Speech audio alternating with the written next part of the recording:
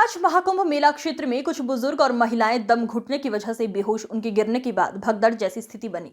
भगदड़ में दर्जनों से ज्यादा लोगों की हताहत की खबर। लगभग 25 से 30 लोगों को अस्पताल में भर्ती कराया गया। महाकुंभ में बने केंद्रीय अस्पताल में घायलों को पहुंचाने के लिए बनाया गया ग्रीन कॉरिडोर। सभी घायलों के इलाज के लिए डॉक्टर्स की पूरी टीम अस्पताल में मौजूद। एयर एम्बुलेंस के जरिए भी घायलों को अस्पताल पहुंचाने की तैयारी। अखाड़े का स्नान नियत समय पर शुरू। साधु संत स्नान के लिए संगम नोस पहुंचने लगे। बड़ी संख्या में श्रद्धालु भी शांतिपूर्वक कर रहे हैं स्नान। 10 से ज्यादा जिलाधिकारियों को क्राउड मैनेजमेंट की मिली जिम्मेदारी। सुचारू स्नान के लिए प्रयागराज के बॉर्डर के इलाकों में अधिकारियों को किया सक्रिय। डीजीपी प्रशांत कुमार ने किसी भी अप्रिय स्थिति से स्पष्ट रूप से मना किया है। स्थिति पूरी तरीके से ठीक और शांतिपूर्ण तरीके से स्नान होने की बात कही। जो भारी दबाव श्रद्धालुजनों के कारण और श्रद्धालुओं के संगम नोच पर जाने के कारण वहां पर एक बना हुआ है, लेकिन पूरा प्रशासन मौके पे वहां मौजूद है। रात्रि को 1 से 2 बजे के बीच में अखाड़ा मार्ग पर, जहां पे अखाड़ों के अमृत स्नान के दृश्य से बैरिकेड्स भी किए गए थे, तो बैरिकेड्स को फांद करके आने में कुछ श्रद्धालु गंभीर रूप से घायल हुए हैं। उन्हें तत्काल हॉस्पिटल में पहुंचा करके उपचार आदि की व्यवस्था उनके लिए की गई है। उनमें से कुछ श्रद्धालु गंभीर रूप से घायल हैं।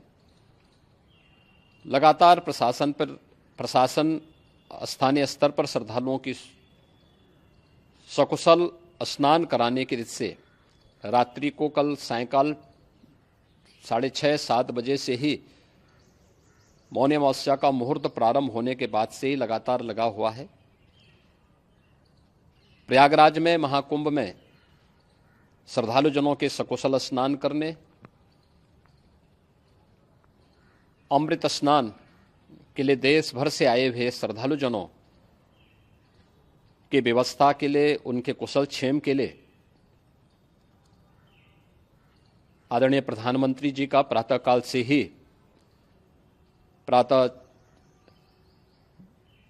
से ही उनके लगभग 4 बार प्रधानमंत्री जी ने हालचाल लिया है। माननीय गृह मंत्री जी ने, माननीय राष्ट्रीय अध्यक्ष भारतीय जनता पार्टी श्री जेपी नड्डा जी ने,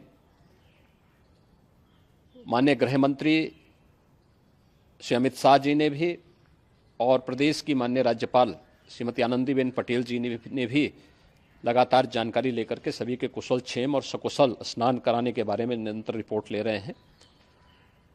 हम लोगों की प्रातःकाल से ही श्रद्धालुजन जो भी आए हैं वे स्नान कर सकें, इसके लिए यहाँ पे उच्च स्तरीय बैठक भी चल रही है, जिसमें मुख्य सचिव भी हैं, डीजीपी हैं, प्रमुख सचिव गृह हैं, मुख्यमंत्री कार्यालय के अपर मुख्य सचिव के साथ साथ एडीजी लॉ एंड ऑर्डर के साथ साथ अन्य वरिष्ठ अधिकारीगण मौजूद हैं। प्रयागराज में हालात वर्तमान में नियंत्रण में हैं, लेकिन भीड़ का दबाव बहुत बना हुआ है। अखाड़ा परिषद से जुड़े हुए पदाधिकारियों के साथ मैंने स्वयं भी बातचीत की है। आचार्य महामंडलेश्वरों से भी, पूज्य संतों के साथ भी मेरी बातचीत हुई है, और पूज्य संतों ने बड़ी ही विनम्रता के साथ इस बात को कहा है कि नहीं, श्रद्धालु जन पहले स्नान करेंगे और फिर जब उनका दबाव कुछ कम होगा और वे सकुशल वहाँ से निकल जाएंगे, तब हम लोग स्नान करने के लिए संगम की तरफ जाएंगे।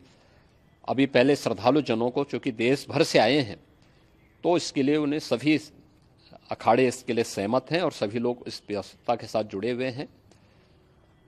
लगातार इस दिशा में हम लोगों का प्रयास है कि जो अब तक प्रातःकाल से ही आपने देखा होगा, कल मैंने बताया कि कल लगभग 5.5 करोड़ श्रद्धालु कल महाकुंभ का स्नान किए हैं, और आज प्रातःकाल तक लगभग 8:30 बजे तक 3 करोड़ से अधिक श्रद्धालु स्नान कर चुके हैं, और ये लगातार जारी है। लेकिन संगम नोच पर, अखाड़ा मार्ग पर, नागवासुकी मार्ग पर लगातार दबाव बना हुआ है और वहां पर श्रद्धालुजनों की सुविधा के लिए भी हर प्रकार की वहां पर प्रशासन पूरी मुस्तैदी के साथ लगा हुआ है।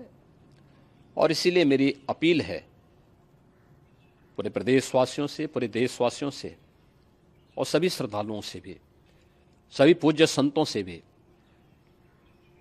कि अफवाह पर कोई ध्यान न दें, संयम से काम लें।